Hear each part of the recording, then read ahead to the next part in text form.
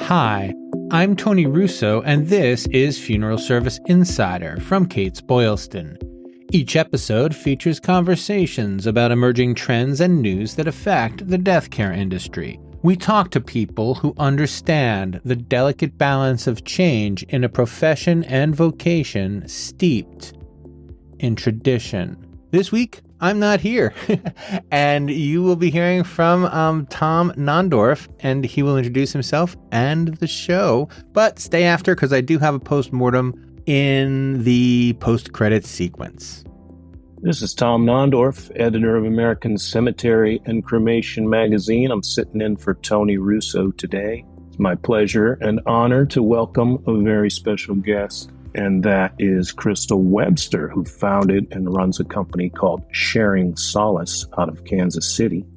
And she's going to share not only solace, but her story, what led her to create Sharing Solace, and what the mission of Sharing Solace is. If you've experienced grief or are wanting to find some new approaches to grief and loss, either for yourself or as something to offer the families you serve, Crystal's someone you're going to want to hear from. Also, just as someone in the death care space who picked her own self up, used the hand she was dealt to propel herself forward into offering business-oriented solutions to others. Well, I can't do justice to her story myself, so enough from me. Let's hear from the source, Crystal Webster. I think that's pretty good. It is my pleasure and honor to be here today. Thank you for having me. Well, what a treat. I think I missed seeing you at ICCFA down in Tampa, and then you reached out and we had a chat and realized you'd be really good somebody to talk to. So let's start with your story a little bit. I mean, really a big portion of what has set you on this path is your story. So do you mind kind of putting that out there for folks? Absolutely. You ask, I will tell you. So it was actually 14 years ago, 2 days ago. So May 19th, so May 19th, 2010, I gave birth to my beautiful daughter, Madeline and Elizabeth, my one and only. And May 20th, the next day, she died in my arms. And unfortunately, there's so much more I could tell. And it doesn't change the fact that I am a mom with no children to mom. Yeah, so Madeline Elizabeth should be 14. Her birthday would have been a couple days ago. We had no idea that anything was going to happen. We thought everything was peachy keen, jelly bean, up until a few days before she was born. And, I spiraled. There's no other way to say it other than I was mad at myself. I was mad at the medical staff. I was mad at the world. How is this world still spinning when my life has shattered into a million billion pieces? And I realized that there's a quote out there that says, life can make you bitter or it can make you better. And basically it's your choice. You get to take the experience that you've had and let it make you bitter or choose to make you better. And I was bitter for a long, long while, and then decided that's not how I wanted to live. I was living a life waiting to die. And I was like, well, if I'm going to do that, I might as well, cut my losses, I guess. And I knew that that's not what my daughter wanted. So you found a way at some point. I want to get into kind of how you were able to, for lack of a better word, transition into what you're doing now. But you ultimately found a way to do something that used this element. And thank you, by the way, for sharing that for everyone. But how to make this a part of your moving forward and making it a solution that you can also kind of pay forward as well, and other people can as well. So do you mind kind of talking about Sharing Solace, and then we'll get to kind of how you got there. But tell folks what Sharing Solace is all about. Yeah. So we say the mission of Sharing Solace is to empower grievers to grieve and lovers to love their griever. We just happen to do that through what we call technology-elevated pass-alongable keepsakes, which is really a fancy way to say we make pretty things for sad people. But it's also a whole lot more than that. in my Well, heart. That's what I think. sure. Well, the elements that stand out and seem really fresh are technology Mhm. oriented. Tell us about kind of how that works. Yeah. So going through my own grief, I realized that there's the debilitating, all consuming, don't want to function grief. And then there's this second layer of grief that is just kind of always there. And at some point, I found for myself, at least, that I had to choose to release the debilitating grief. I knew that I was never going to get over the loss of my daughter. You know, that rocks your entire world. If it's a big enough loss, it will change you forever and ever. And also, I couldn't let it consume me. Um, and so the element of sharing solace that I really like is that it's actually the physical thing is two pieces, and there's the symbolism in it is that you give one piece away as a way to release the debilitating grief, but then you keep the second piece as a reminder you're always going to have that hole from that loss, whatever that loss may be. And also, you are a whole person. And that piece that you pass on to someone else actually has a unique identifier on it that allows you to register it on our website so that you can follow it as it moves from person to person and share stories and find community with people that, been there, done that, have the t-shirt. And that's so important, isn't it? I mean, unless you've gone through something like what you went through, and I want to say everybody has known some amount of loss, but you meet people who don't Yes. understand a lot. And God love them, anyone who hasn't had to deal with heavy grief. But I don't know if you experienced this, but I've known people who talk to had similar situations like you, and they get, people who say, well, there's almost like a timeline in their mind about how long you should be thinking about us, how long you should be really hurting, like, okay, isn't it Yeah. about time you move on and that sort of thing? And it's something I think everybody has to come to on their own, but it does help. That sense of community, I think, is huge, isn't it? Yes. I think that there are really two critical pieces of beginning to heal from a truly traumatic loss. And one of those is finding community of people that get it, no matter what your loss is. I found a community of other angel moms and dads. But if you lose your beloved pet or a job or your parents or your spouse, just finding another community, finding a community of people that have uniquely similar experiences. That's one piece. And then the other piece is just giving yourself the permission and getting validation that your story, your experience, and your emotions are valid.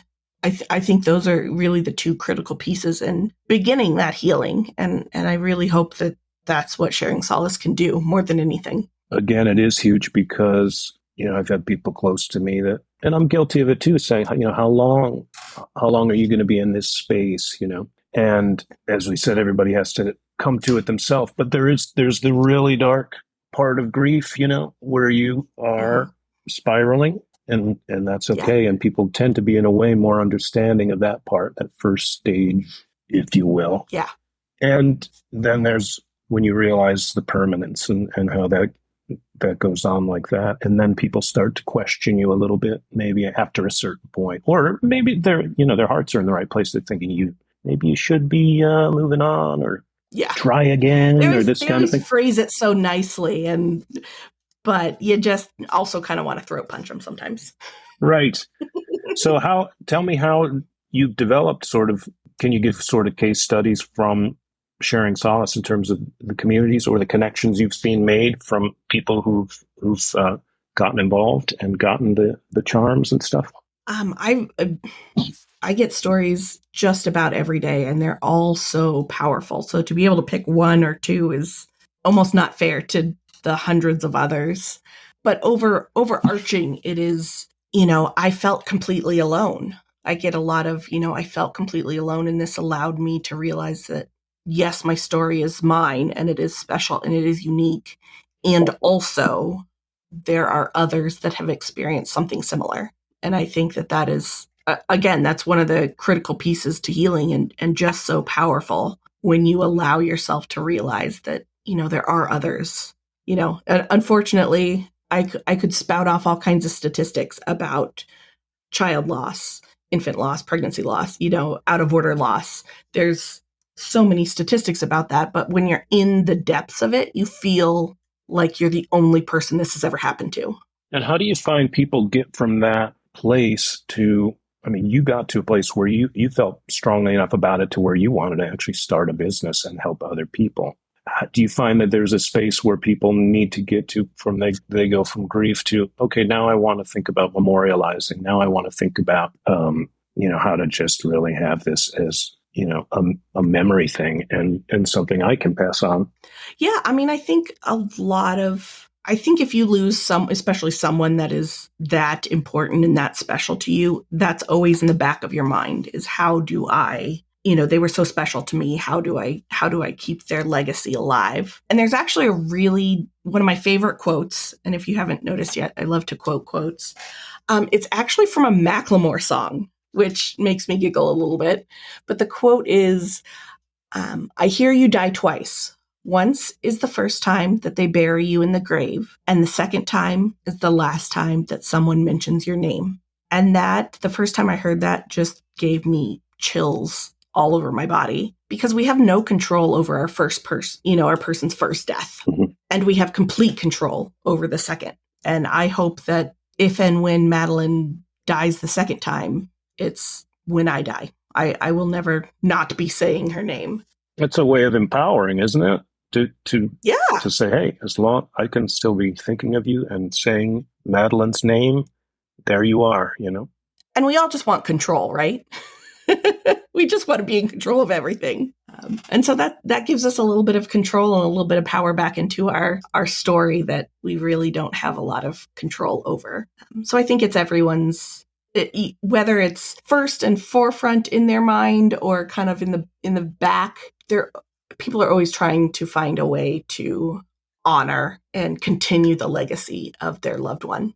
Some people and there's so many ways to do it. It doesn't have to be a 5K or a golf tournament or a company. It could be anything that's meaningful. So for you, it was this, and how has it been embraced?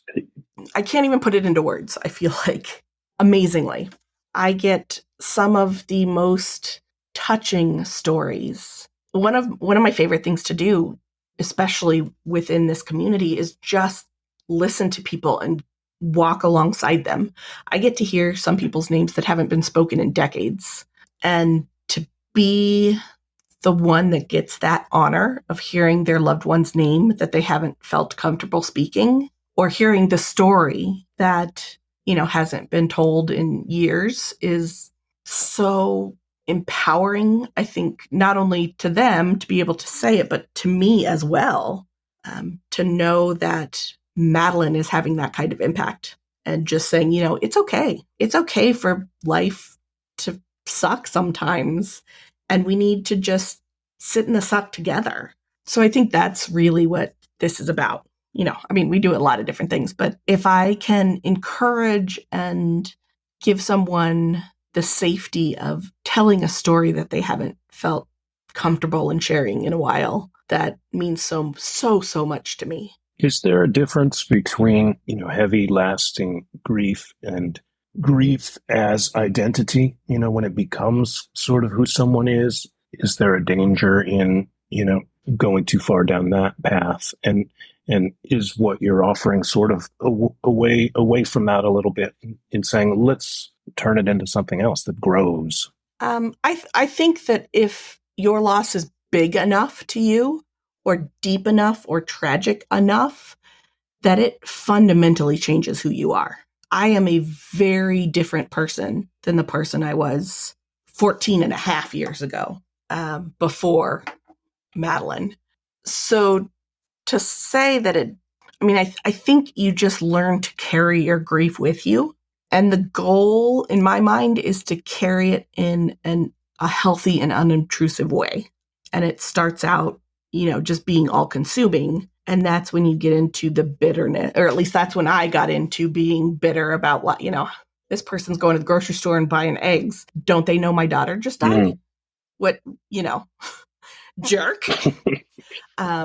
So I think that you kind of have to go through the bitter to get to the better, but also it is pretty possible to get stuck in that bitter. In my mind, that is the goal, to be able to move through the bitter to come to better.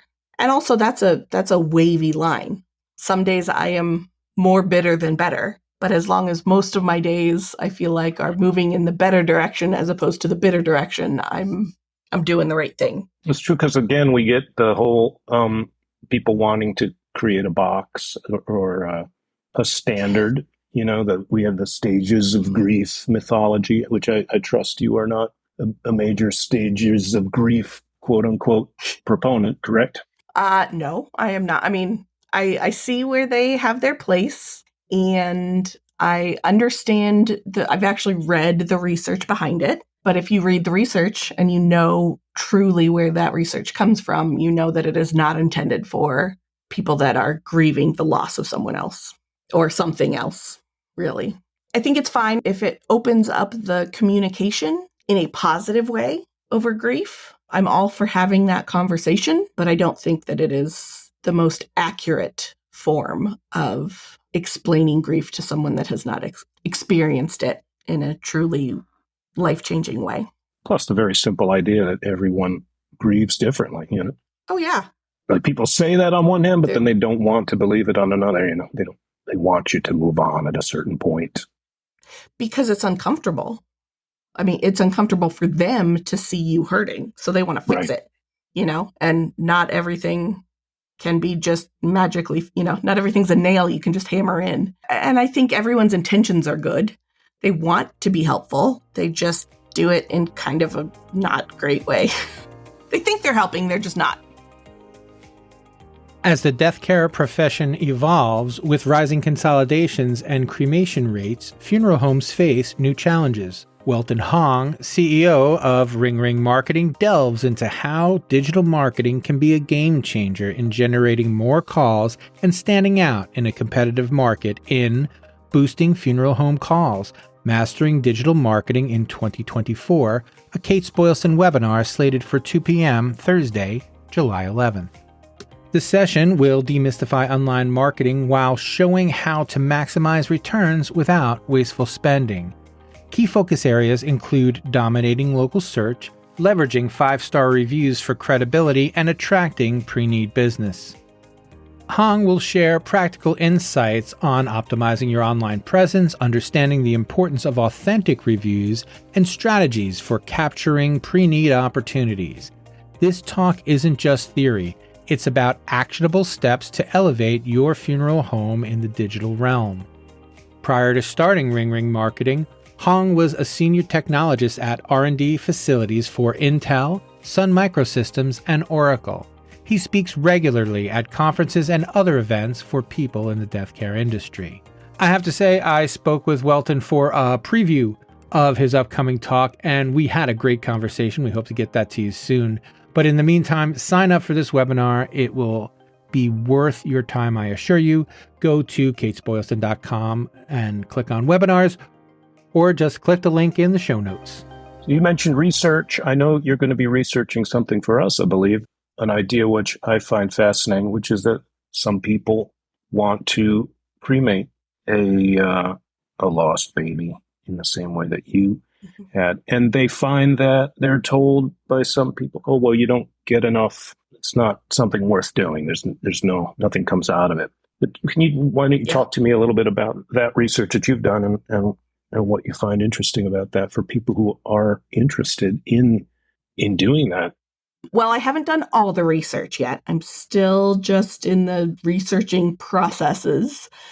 But yeah, I've come across several professionals and family members that have said, we had a very early loss, or we had, and I hate to call it, there's all these medical terms, and I hate if you believe that child is your baby, then they are your baby. It is not, a product of conception. It is not medical waste. It is your child. And also there are certain milestones within that process that 8-week-old babies are very small and do not have a lot of mass to them, as opposed to an 18 or 28 or 38-week-old baby. And so if you lose your child very early in the pregnancy, or even later in the pregnancy, there's not always a lot of mass to your child. And some people within the profession have a hard time figuring out what can be cremated and how to do it to give the family something to hold.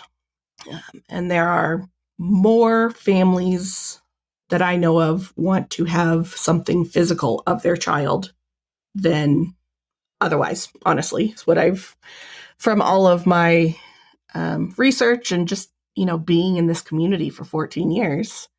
And I've had the opportunity through just talking to other people and through talking to different areas of the country and different people and different professions and things. And I think that there's a way, well, I know there's a way to provide something to the families of their children, even if that child is very, very small. And I think it's important that professionals know that it physically can be done so that the families have something emotional and physical to hold on to when they do lose a child before or after birth. And that was a very long answer to say, we're going to talk about some things that nobody wants to talk about. I think it's fascinating. And I think I put you on the spot because you're not finished with your research on it. But I think it's going to be interesting because I never thought about it before in terms of what people are told. If people are told, well, there's just not going to be enough mass, physical, cremated remains left for you to have anything. So it's not worth time. But for some people, it's worth it. There's got to be a way. And I think especially for lost parents, it's called PAIL, Pregnancy and Infant Loss. The acronym is PAIL. For PAIL parents, oftentimes that's all they have. That's all they get. That's the only thing that they possibly could get from it, as a physical thing. And so they'll do anything to get something physical to hold on to be like, no, this was my child and this is a real thing. And if we can help them in their healing journey by giving them something physical, it's important. So, Crystal, I want you to walk me through. Now, I've just had a loss, God forbid, and I say, oh, I'm interested in this idea. So I go to Sharing Solace. What do I do? What do I get? Is somebody going to explain to me what my options are? And then how do I move forward? How do I find someone who eventually down the line I want to pass this on to? Just make it kind of concrete for me, if you could. Yeah. So, that's kind of a loaded question in a few different ways.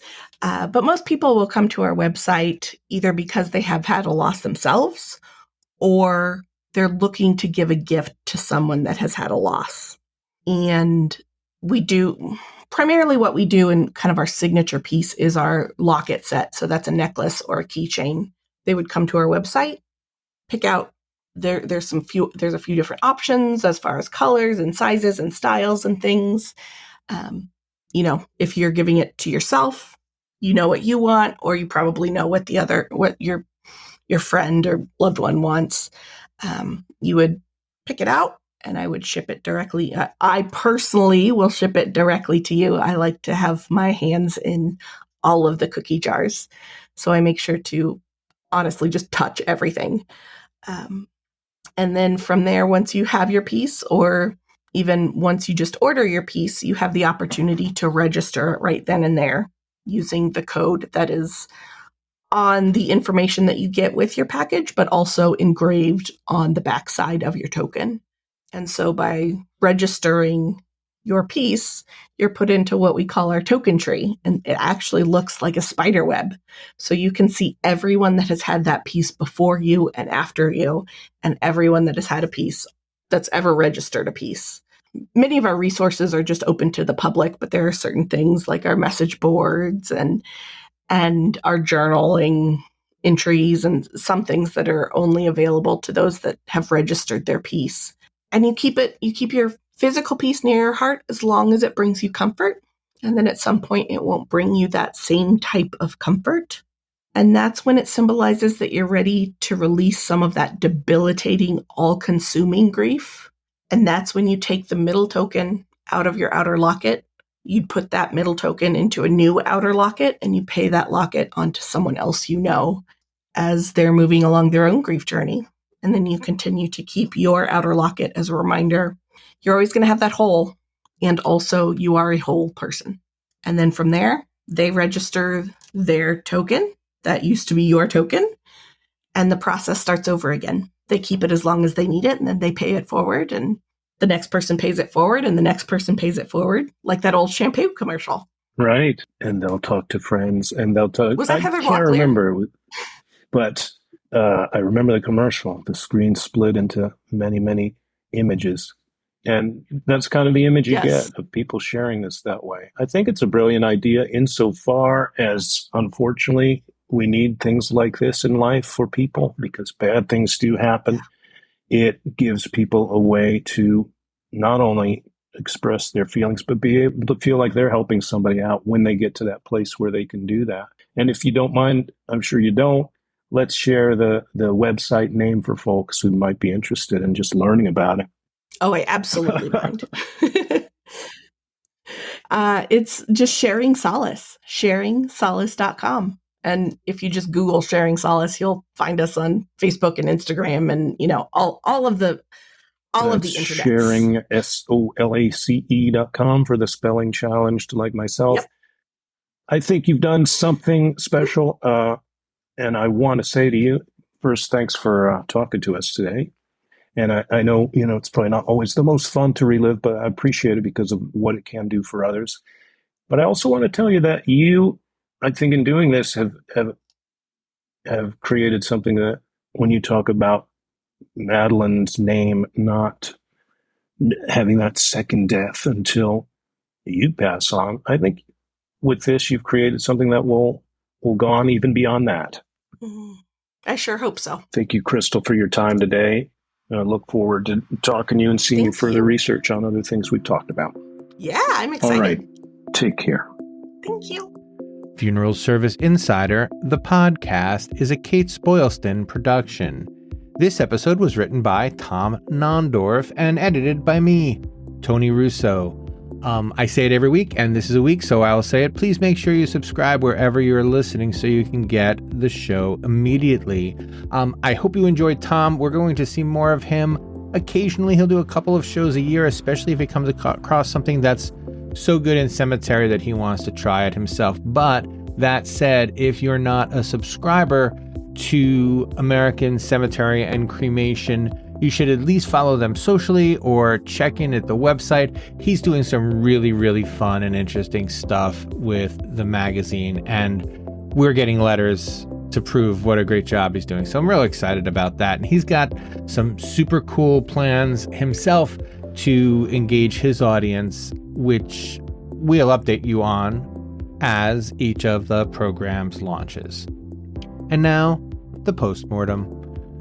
This week, actually, I just want to give another nod to American Cemetery and Cremation magazine and shout out to the cemeterians who are listening, and a gentle reminder that before you start cleaning up from Memorial Day, to check out some of the stories about some of the angry people responding to cemeteries who did exactly what they said they would do when they cleaned up after other events, big cemetery day events. So if you want to give everybody a couple extra days to come and take their flowers away or to come and, do what they do to their own people's graves, it might be worth it to not get any nasty letters or poor social media coverage just for doing what you promised that you would do.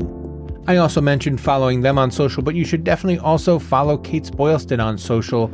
As you're listening to this, I am getting in my car to drive to Rhode Island, where we will be having our Funeral Service Business Plan Conference, June 4th and 5th, and this is 2024 if you're listening in the distant future. But either way, we'll be taking lots of photos on our Instagram page and doing some live reporting. If you are an FSI subscriber, I will be doing a daily diary of what's going on so that if you unfortunately couldn't make it to Rhode Island, you'll still get updates on Tuesday, Wednesday, and Thursday. And if you miss them, when you get them Tuesday, Wednesday, and Thursday, they will be in the following week's print, unquote, edition of Funeral Service Insider. But that is all for this week. Thank you so much for listening.